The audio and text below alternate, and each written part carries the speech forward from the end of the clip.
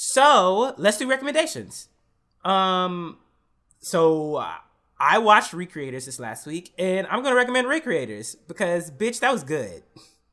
That was really, really, really, really good. And I also didn't know that it was an anime original. I thought that it was based off of like a light novel or something like that. So that was really pleasing to me. Let me just go ahead and get it out the way. Hiroyuki Sawano is a god amongst men, or a god amongst composers. The soundtrack that he put forth for that fucking show, I almost want to say carried the show in certain aspects. But the show was still good.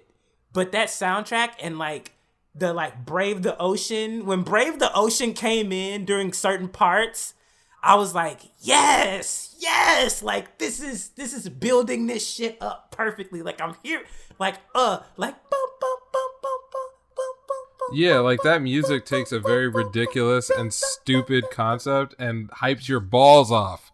Yes. Your balls go flying off your body, or your ovaries explode. You're just like, to break these. Right, as soon as that chorus comes in,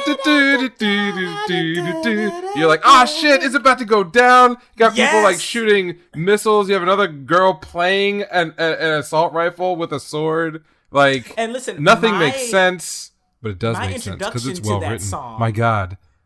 Oh yeah. So my introduction to that song was I was watching one of his live concerts on YouTube, and I was like, bitch, what is this song? Like, I love this one. And I was like, oh, that's from Recreators. And then to see it used in the anime, I was like, oh my God, like this is perfect. And the sound direction is also really good, which is something that you notice it when it's very bad, and you notice it when it's exceptional. But when it's like just okay, it's when your brain doesn't click to things. But like people getting like blown through concrete buildings, metal bones snapping, impaling, like liquid sounds, like everything, even footsteps mixed very well. I don't know who did the Foley on this stuff, but like there were times when like if if you watch the stuff with the sound off, you like just look at the animation, oh that's cool. You would see some of those hits or hear some of those hits, with the and cringe a little. Ooh. Yeah, man. So listen, I'm also gonna say, this show loves poking holes in niggas. Yeah, like they love poking holes in niggas. But also, I actually really enjoyed the cast of characters. Like the cast of characters is so diverse.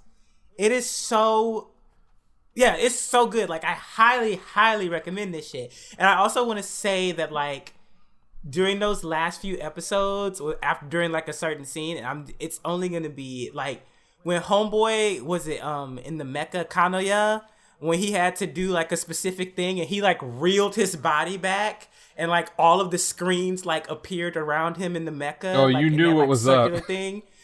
Bitch, I was like, yo, this is so fucking cool. Like, what the fuck just happened? You hyped your balls off. Yes, and the music was right there with you. It was just like, yeah, man, just.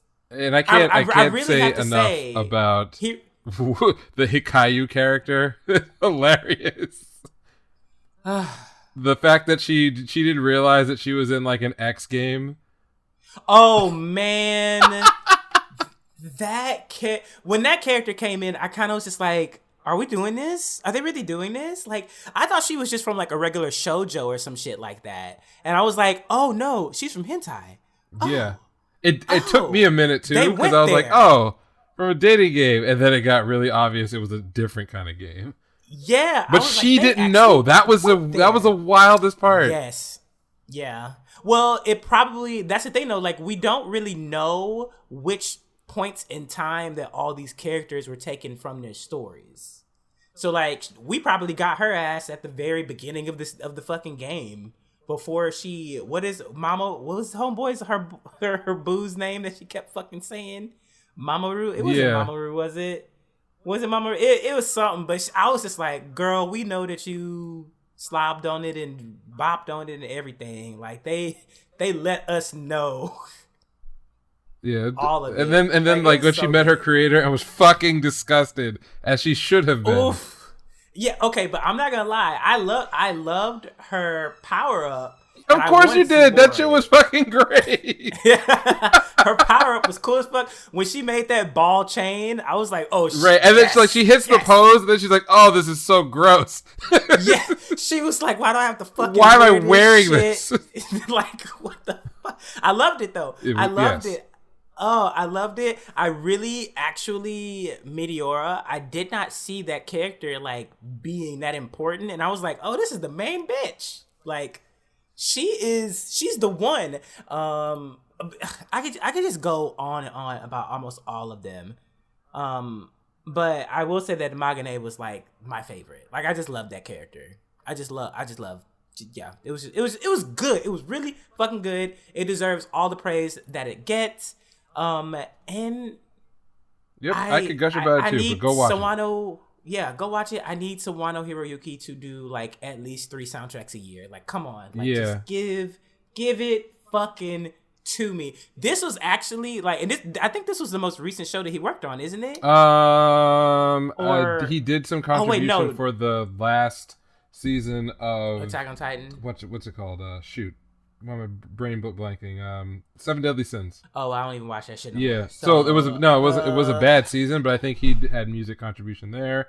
His music in the first season of 7 Deadly Sins was phenomenal. Yeah, everything like phenomenal. Again, I think I've said this on the show. I've went back and actually watched J-dramas that I have no interest in, only because his soundtrack makes me interested in the show. Yeah, man, one of the big, it's not even the fucking important part in Attack on Titan, but it was that song where Historia decided that she was actually gonna fucking fight, and then the fucking beat drop, and then we're gonna get back, and I was like, wait a second, what is this? I was like, we got a song in this shit, and this fits it perfectly. And then I saw Hiroyuki Sawano in fucking concert, and I was like, this is that same song, and it still fucking bops to this day. Like, how is he's not missing? He's not missing. Yeah, I guess like this year. So I know that he had some involvement with No Gun's life. Some. Oh yeah, no. Exactly what it might be. Just one song. He did the opening. Okay, it's fucking phenomenal. Yeah. It's on my It's but the thing that actually had me like, so I went to a special showing of the Gundam Unicorn movie, which was like he did a lot of stuff with Imare for that. Right. So he's actually the composer for the Hathaway's Flash, which is the next UC Gundam. I think it's technically going to be a movie, but I have a feeling what Sunrise is they're going to do like the kind of unicorn treatment where it'll probably get turned into like an OVA somehow, a multi-episode OVA for like airing on TV. I cannot imagine that they won't do that, but he's the composer, the overall composer for that, and that drops supposedly this year. We'll see. I mean, whatever. Just give it to me. Give it to me. Even his songs, because he did the soundtrack for Xenoblade Chronicles. Xenoblade Chronicles X, which I've never played, but I know all the music from that. What? Oh my god! Well, I didn't have it was a Wii U, right? It is. Yeah, it's the Wii U. Man, that's the main reason I haven't sold my Wii U. The day that Nintendo announces Xenoblade X is getting ported to the Switch. Yeah, it's fucking when I saw they were porting the first one, I'm like, but bruh, that's not the one with the Sawano soundtrack. No, yes.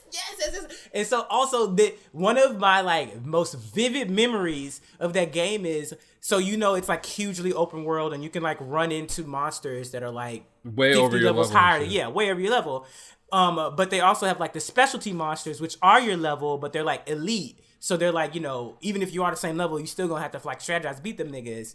There's a duet that plays whenever you fight those niggas that is just like, it is so hype, and just like it's been on all my playlists. Like, the nigga he never misses. Like, he never misses with anything. That song is so fucking good. I'm just like, oh, why? I need more people to play this game. Yeah, I think all that's going to happen is anytime we mention Sawano on this podcast, it's going to devolve into a 10-minute rant about how good he is. I mean, he deserves. He deserves. The fuck? He deserves it. He's on video games. He's on anime. He's doing his own original shit. Yeah, like I'm looking for orchestrating ways his to replace stuff. other soundtracks with his shit. Oh yes. How can we do that? Okay, but yeah, Ray creators.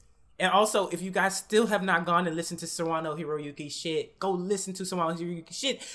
Even the shit that he did for oh my god, what's the zombie apocalypse shit? Oh, the train? shit. Cabaneri of the Iron Fortress. Cabaneri, yeah. That and the movie. The movie's not bad either. The movie's not bad either. Yeah, I'll give it. Yeah, but he does the soundtrack for that shit.